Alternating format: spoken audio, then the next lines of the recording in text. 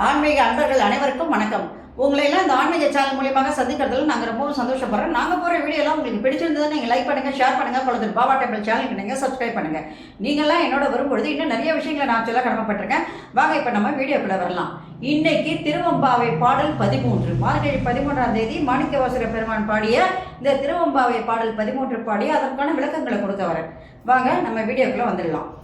பைங்குவளை car மலரால் Sengamala பைம்போதால் அங்க கூரை இனத்தால் பின்னும் அரவத்தால் தங்கள் மலம் கழுவார் வந்து சார்தலினால் எங்கள் பிராட்டியும் எங்கோனும் போன்றிசைத்த பொங்கு முடிவிற் புகவாய் புகுந்து பாய்ந்து பாய்ந்து நம் தங்கன் சிலம்பு கலந்தார்ப்ப பொங்கைகள் பொங்க குடையும் புழல் பொங்க பங்கார் புனலால் தாடேலோ ரெம்பாவாய். இது பாடல். இப்போ இந்த பாடலுக்கான விளக்கம்.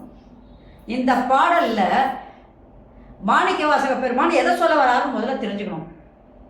நம்முடைய மன அழுக்குகளை எவ்வாறு நீக்குவது என்பதை பற்றி மாணிக்கவாசக பெருமான் விளக்குகிறார். முதல்ல என்ன சொல்றார் பாருங்க.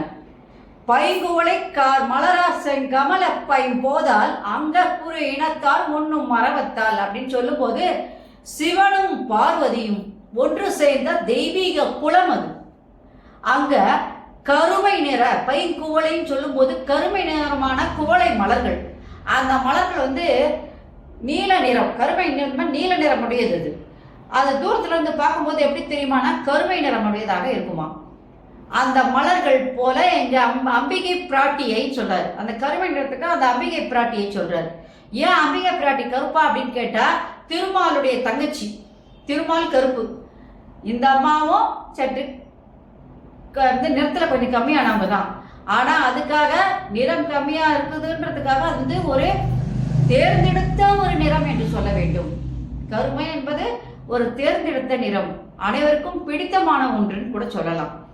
அதனால அந்த கரை நிற குவளை மலர்கள் எங்கள் அம்பிகை பிராட்டியை போன்றது. சிவந்த நிறமுடைய அந்த சிவபெருமானை போன்றது செந்தாமரை மலர்கள்.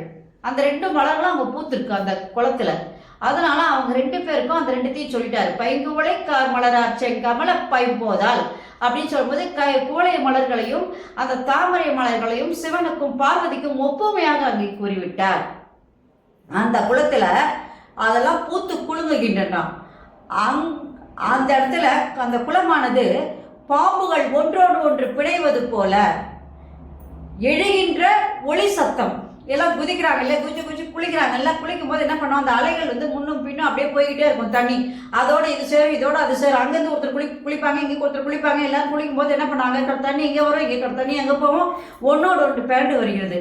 அது பார்ப்பதற்கு எப்படி இருக்கிறதா, அங்க குறை இனத்தால் பின்னும் மரவத்தால் அப்படின்னு சொன்னாங்க. அந்த மாதிரி இது பாம்பு பின்னுவது போல அந்த தண்ணிங்க என்ன பண்ணதா ஒன்னோடு ஒன்று பிணைந்து வருகிறது அப்படின்னு சொல்றாரு, குலுங்கி வருகிறது அப்படின்னு. அந்த மாதிரி வரும்போது ஒரு சத்தம் வருது. அந்த ஒளி அலைகள் தொடர்ந்து பின்னும் பின்னும் வந்து கொண்டே இருக்கின்றன. எல்லாரும் குளிக்கிறாங்க, பின்னும் பின்னும் வந்து கொண்டே இருக்கின்றன. அந்த குலத்தை பக்தர்கள் இறைவனும் இறைவியுமாக பாவித்து அதை என்ன பண்றாங்க, அந்த குலத்தை பக்தியோடு பார்க்கின்றனர். நம்முடைய ஆத்ம அழுக்குகளை நீக்குவதற்கு, நம்முடைய ஆத்மமான அழுக்குகளை நீக்குவதற்கு அந்த இடம் ரொம்ப புனிதமானது. அந்த குளத்துல நம்ம நீராட வேண்டும்.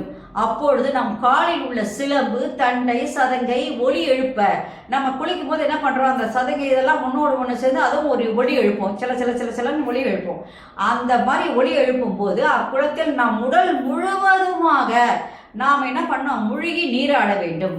அந்த மாதிரி நாம் நீராடும் போது நம்முடைய மல அழுக்குகளை நீக்கி அந்த இடத்துல மனத்தில் இருக்கிற அழுக்குகள்லாம் அங்கே நீங்கி விட வேண்டும். மன அழுக்குகள் நீங்கிச்சுன்னா இறைவனுடைய இது நம்மளுடைய இதில் சேர்ந்துடும். அதனால மன அழுக்குகளை நீக்கி அதில் முக்கியமாக என்ன சொல்றாருன்னா மும்மழம் அழுக்குன்னு சொல்றாரு. உடம்பழுக்கு, மலமழுக்கு, ஆணவம் முதலிய மும்மழ அழுக்குகளையும் உயிரழுக்குகளோடு சேர்த்து மடுவிலே நாம பாய்ந்து பாய்ந்து குளிக்கிறோம் இல்லையா, அந்த மாதிரி பாய்ந்து குளிக்கும் போது நம்முடைய கை வளையல்கள் எல்லாம் ஒலிக்கின்றன. நம்முடைய கால் சிலம்புகள் கலந்து ஆரவாரம் செய்கின்றன. அந்த தாமரை பூக்குளத்திலே நீரில் பாய்ந்து நாம் ஆடுகின்றோம். ஆனால் அந்த அர்த்தநாரீஸ்வரரை நாம் வந்து என்ன பண்ணோம், வணங்குவதாக ஐதீகம் அப்படின்னு சொல்றாரு. இதுலயே ஒன்று சொல்றாரு, அந்த கை வலையானது, பிராட்டியினுடைய கை வலையானது எவ்வாறு கூறுகிறதோ அது போல என்ன பண்றாங்க, மக்கள் கூட்டம் வந்து வந்து வந்து அந்த குளத்துல குளிப்பதற்கு எல்லாரும் வந்து குளிச்சு அந்த தன்னுடைய மன அழுக்குகளெல்லாம் நீக்குவதற்காக இங்கே வருகின்றார்கள் என்று சொல்றார். உடம்பழுக்கோட மன அழுக்குகளை நீக்குகின்றார்கள், இறைவனோடு ஒன்று சேர்வதற்கான வழிகளை அவர்கள் தேடுகின்றார்கள் என்று மாணிக்கவாசக பெருமான் அழகாக கூறுகின்றார்.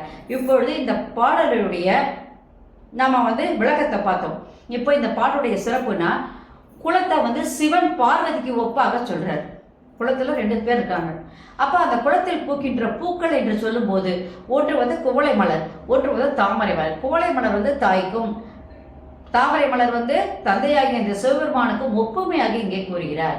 அப்ப அந்த குளத்தில் வந்து ஒன்றன் பின் ஒன்றாக தொடர்ந்து வருகின்ற அந்த அலை ஒளிகள் எல்லாம் எப்படி இருக்குன்னு கேட்டா, பாம்புகள் ஒன்றுடன் ஒன்று பின்னுவது போல அங்கே காண்கிறது. அது மட்டும் இல்லாம அங்க வந்து பொங்கி மருவில் துள்ளி குதிப்பது, நம்ம குதிச்சு விளையாடுறோம் இல்லையா, அங்க கை வளையல்கள், கால் சிலம்புகள் இதெல்லாம் ஆரவாரத்தோடு இருக்கும் பொழுது அந்த ஈஸ்வரனை நாம் வணங்குவதற்கு நாம் உடல் முழுவதுமே அதில் நம்ம வந்து அந்த குளத்துல வந்து நம்ம முழுகி நீராடுகின்றோம். அப்போ நம்ம நீராடும் போது நம்முடைய உடல் அழுக்கோடு சேர்த்து நம் மனதில் உள்ள அழுக்குகள் எல்லாம், மன அழுக்குகள் எல்லாம் நீங்கி விடுகின்றது. அவ்வாறு நீங்கும் பொழுது சுத்தமாகி நம்ம என்ன பண்ணோம், இறைவனை நாம் வந்து அடைவதற்கான வழிகளை ஏற்படுகிறது.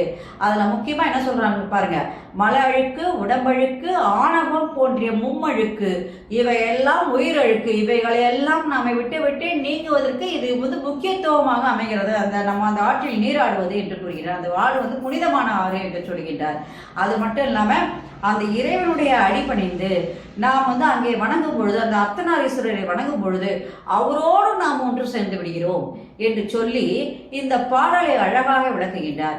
அவ்வாறு சொல்லும்போது மன அழுக்களை நாம் எவ்வாறு நீக்கணும்னா, இந்த மாதிரிதான் குளிக்கிறோம்னு சொன்னா, அதுக்கு ஒரு குளத்துல போய் நம்ம குளிக்கிறோம். குளம்ன்றது வந்து என்னது, கோயிலோட சேர்ந்து குளத்துல குளிக்கிறோம் அப்படின்னு சொன்னா நம்ம உடல் அழுக்கு நீங்குவதற்காக இல்லை, அந்த மன அழுக்குகளை நீங்குவதற்கு அந்த இறைவனிடத்தில் நாம் என்ன பண்றோம், நம் மனசுல இருக்கிற அழுக்குகளை எல்லாம், மாயை என்ற மன அழுக்குகள், அதாவது வந்து நம்ம என்ன பண்றோம், நம்ம எல்லாத்தையுமே வந்து ஆசைப்படுறோம். அந்த ஆசை என்பது தான் மாயை. அந்த மாயை என்பதை அந்த மன அழுக்குகளை நீக்குவதற்கு இது முக்கியத்துவமாக அமைகிறது என்று கூறுகின்றார். நன்றி, வணக்கம். இந்த வீடியோ உங்களுக்கு பிடிச்சிருந்ததுன்னா நீங்கள் லைக் பண்ணுங்க, ஷேர் பண்ணுங்க, குளத்தூர் பாபா டேபிள் சேனலுக்கு நீங்கள் சப்ஸ்கிரைப் பண்ணுங்க. நீங்களாம் என்னோட வரும்பொழுது இன்னும் நிறைய விஷயங்களை நான் சொல்ல கடமைப்பட்டிருக்கேன். நன்றி, வணக்கம். அனைவருக்கும் நலம் உண்டாகட்டும். ஓம் Sairam. Subscribe to my channel and please press the bell icon for more videos.